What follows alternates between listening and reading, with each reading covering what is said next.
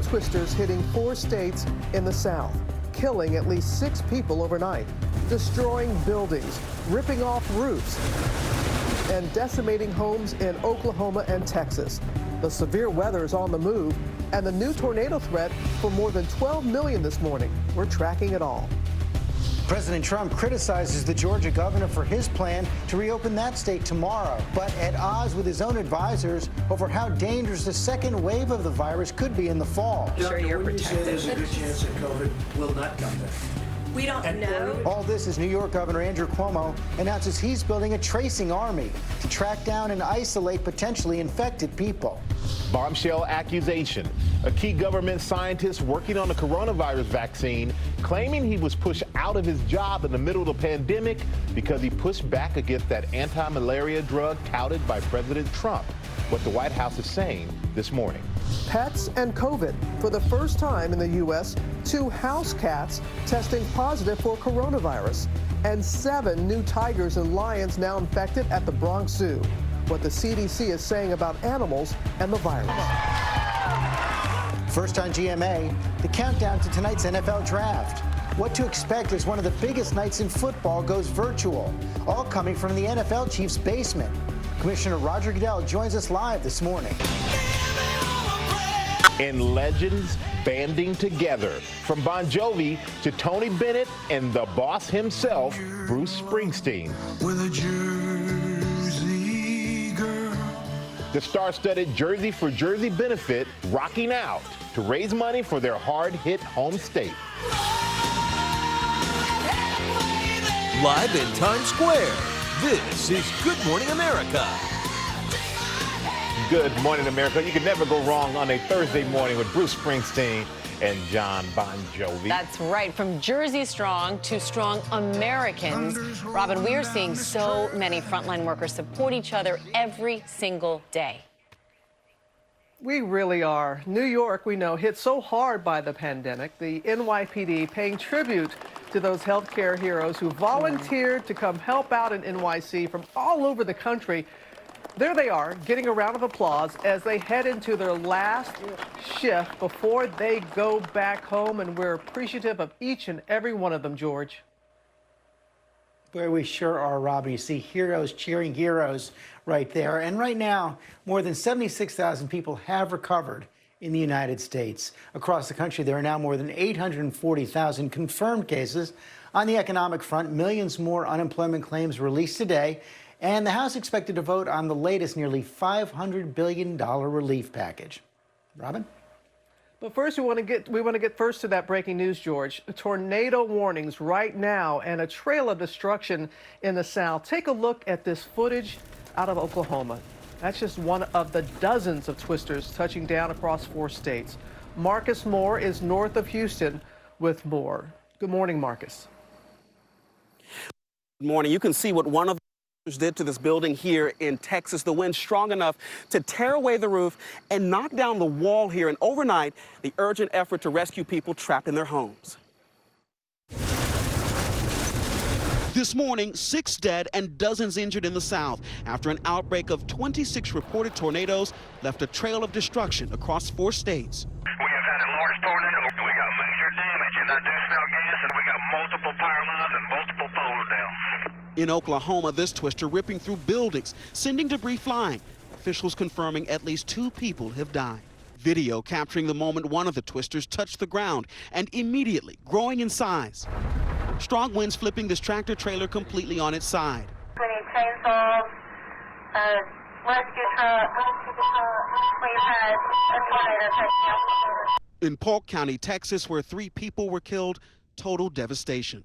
It was like a roaring train. It happened so quick, I didn't have time to hide or do anything. The storm strong enough to uproot this massive tree. The wind was blowing so strong, it blew part of my back porch down, and we ran into the bathroom. Kip Robbins showing us the inside of his destroyed home. As we were hunkered down inside our son's closet downstairs, you could hear the shingles coming off and things hitting our house. The storms bringing flash flooding too. In Louisiana, a man was swept away and killed. These storms hitting as many people are under a shelter-in-place order because of the COVID-19 pandemic. And the storm did cross over in the state line into Louisiana, even damaging a university there that ordinarily would be packed with students, but most of them are off campus because of the pandemic. Amy? Oh, well, thank goodness for that. And unfortunately, Marcus Moore, thank you for that. The severe weather threat is on the move this morning. Let's go to Ginger, who has been tracking those tornadoes through the night. Good morning, Ginger. Good morning, Amy. Anyone in southern Alabama, the Florida Panhandle, and southern Mississippi right now needs to be on alert. These storms are still moving through. That is an ugly radar with a tornado watch that includes Pensacola, Destin, Dothan, all the way back to even far eastern Louisiana. Now, this line of storms is just the first of the day, right? This comes along and then the atmosphere has a chance to stabilize and then destabilize again. So the threat includes that same area all the way over to Charleston. I want you to watch primarily for damaging winds, but a tornado possible too. Michael? All right, thank you for that, Ginger. Returning now to our other top story, the fight against coronavirus. As part of the country's plan to get back into business, a new poll out this morning finds 80% of Americans support strict stay-at-home measures, agreeing they're worth it to protect people and limit the spread. Eva Pilgrim is tracking all the latest as the government weighs in on the dangers of a second wave. Good morning, Eva. Good morning, Michael. It doesn't matter where you live. Everyone is feeling the effects of this virus. Lines at food banks like this one all across the country are long. This as the debate about what to do next heats up. This morning, President Trump insisting if coronavirus comes back in the fall, it won't be as bad as what we're currently fighting. In my opinion, from everything I've seen, it can never be like anything that we've witnessed right now. But the president's comments at odds with top White House coronavirus advisors. Wouldn't you say there's a good chance that COVID will not come back? We don't know. We will have coronavirus in the fall. The president also trying to walk back the head of the CDC's warning about a second wave of the virus next fall, claiming it was fake news. Totally misquoted. I spoke to him. He said it was ridiculous. He was talking about the flu and corona coming together at the same time. Bringing Redfield to the podium to clarify. I didn't say that this was going to be worse. I said it was going to be more difficult and potentially complicated because we'll have flu and coronavirus circulating at the same time. But Redfield asked directly if he was misquoted. I'm sorry, but that quote that I just read was accurate, right, sir? I'm accurately quoted in the Washington Post as difficult. But the headline was different. This as authorities are investigating if the coronavirus was here in the U.S.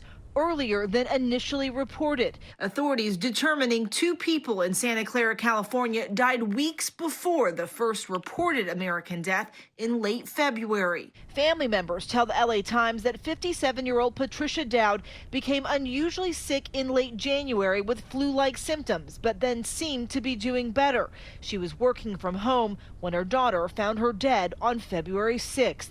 At the time, they thought it was a heart attack. We've actually directed beyond just Santa Clara, go back as far as December to request coroner's autopsy to dig even deeper. As the curve looks to be flattening, in New York, it's still a daily struggle between life and death. It's been a nightmare. In one shift, I pronounced 6 people dead. The Associated Press taking a look inside St. Joseph's Medical Center in Yonkers, a nurse frantically pumping a man's chest until that jolt to the man's heart. He's revived and put on a ventilator. New York Governor Andrew Cuomo announcing Wednesday he's building a tracing army, working with former New York City Mayor billionaire Michael Bloomberg, Johns Hopkins University, and the governors of New Jersey and Connecticut to hire so-called contact tracers, disease detectives, to track down and isolate people who have come into contact with COVID-19 positive people. We have to put together a significant operation because the numbers get very big very quickly here. This as the heated debate about whether plans to reopen are moving too fast is boiling. In Georgia, Governor Brian Kemp is standing by his decision to open places like gyms, tattoo parlors, and bowling alleys tomorrow. If people don't want to go, Martha, they don't have to. A decision that President Trump disagrees with. Meanwhile, California's Governor Gavin Newsom firmly closing the door on reopening large sectors of the economy. The shutdowns hitting businesses and families hard. Record unemployment claims, lines growing for assistance. The airport in Pittsburgh hosting a food drive. Food bank officials say they gave out more than 40,000 pounds of food to more than 800 families. And we know people are struggling, but just how bad is it? We will have a better idea soon. The latest jobs numbers are expected out later this morning. George. Yeah, that bad news comes every week. Okay, Eva, thanks very much. We're going to move on now to that bombshell accusation from a top administration official who was overseeing the development of vaccines for coronavirus. Dr. Rick Bright charges that he was removed from his job for pushing back against the anti-malarial drug touted by President Trump, warning it was unsafe, unproven, and could put lives at risk. Terry Moran is tracking this developing story. Good morning, Terry. Good morning, George. For weeks, President Trump and some top conservative media hosts were calling this drug, hydroxychloroquine, a potential game changer and touting it in the fight against coronavirus. The evidence was inconclusive, and now this key government scientist says he was removed from his post because he wouldn't climb on the president's bandwagon. This morning, Dr. Rick Bright, who led the key federal agency that's developing drugs and a vaccine to fight the coronavirus, is out of his job, and he's speaking out. Bright says he was removed from his post because, he claims, he insisted on rigorous science-based vetting of hydroxychloroquine, the anti-malarial drug that's been embraced by President Trump. It could be a game changer, very powerful. What do you have to lose? It's been out there for a long time. Dr. Bright, in a statement he released after being transferred to another agency, declared, "I am speaking out because to combat this deadly virus, science, not politics or cronyism, has to lead the way." Late Wednesday, Dr. Anthony Fauci denied there was any pushback against Bright's removal within his organization, the National Institutes of Health.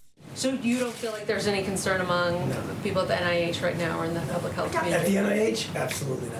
As for President Trump, he says he didn't even know Dr. Bright. He says he has been pushed out of his job because he raised questions about hydroxychloroquine and some of your directives. So I never heard of him. If the guy says he was pushed out of a job, maybe he was, maybe he wasn't. You'd have to hear the other side. I don't know who he is. Bright says he defied directives to push the anti-malaria drug, saying it was being promoted by the administration as a panacea, an approach he says clearly lacks scientific merit.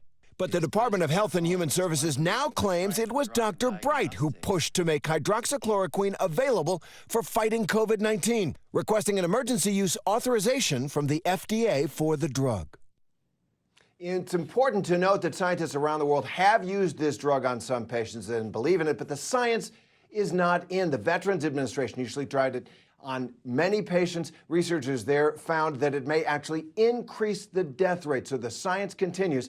President Trump and those conservative media hosts, they've gone quiet on it. George? Important to follow the science. Okay, Terry, thanks very much. Robin?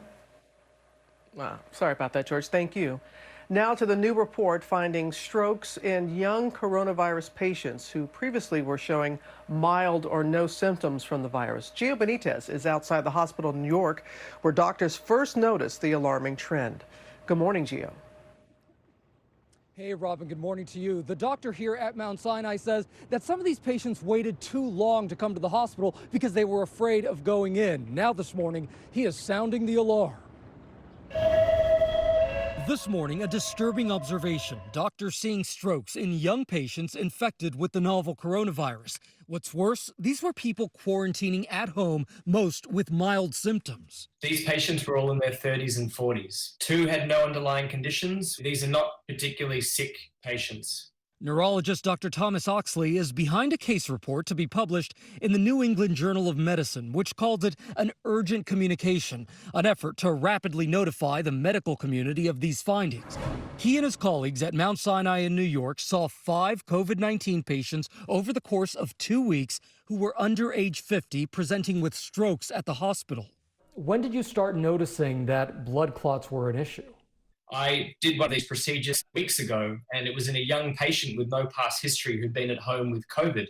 And so that struck me as unusual. And then we saw a run of patients in the same category. Strokes are caused by blood clots. Chinese doctors have reported clotting among COVID patients, and now American doctors too.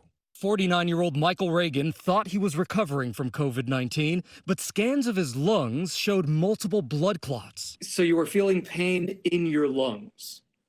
Yes, intense pain like I would imagine a heart attack would be like. I am in my 40s. I have run marathons. I was a yoga instructor, vegan, and if I can get this ill from it, anybody can.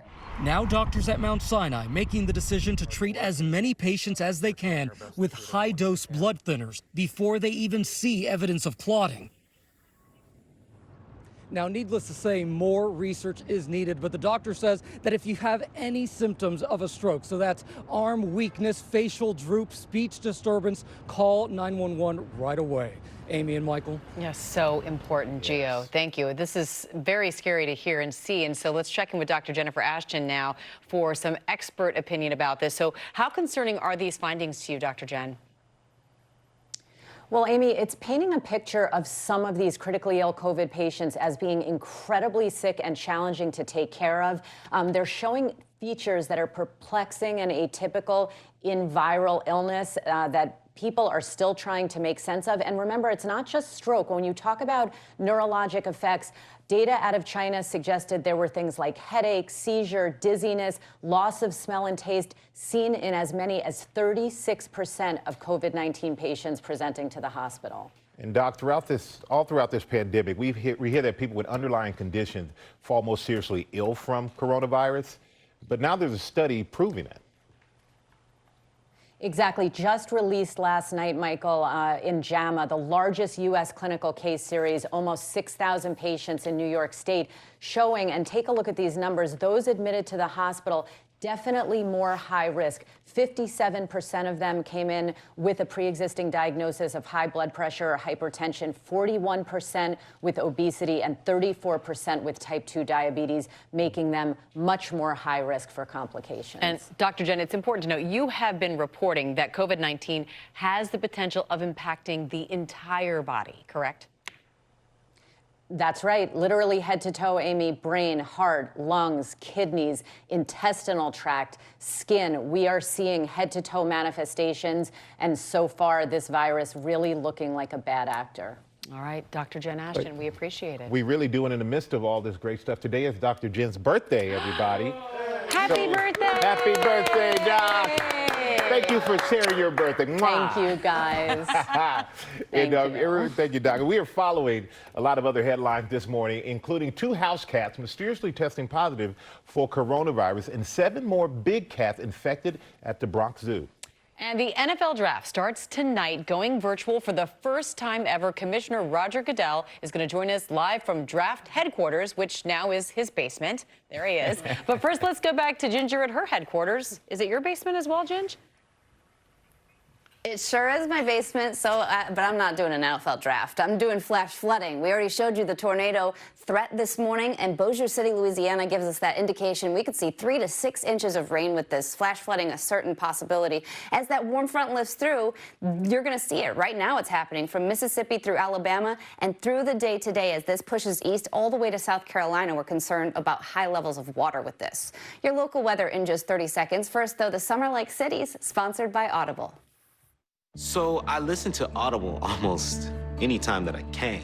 It's my own thing that I can do for me. Since I don't have time to read, might as well listen. If I want to catch up on the news or history or learn what's going on in the world, I can download a book and listen to it. I listen to Spanish lessons sometimes too and from work. Yeah, it makes me want to be better. Audible reintroduced this whole world to me. It changes your perspective.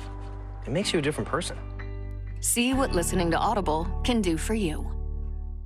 Rain after lunchtime today, so on this Friday Eve, whatever you've got to do outdoors today, that long walk, try to do it early. Yes, we'll have clouds, but we're dry at least for the morning hours. 62 your high temperature for today. Rain picks up in intensity tonight, moderate to heavy, maybe even some early Friday morning thunder. And right now, your Saturday looking a little drier with rain returning on Sunday. Yes, Sunday still looking like a washout with quite a bit of rain, especially early in the morning.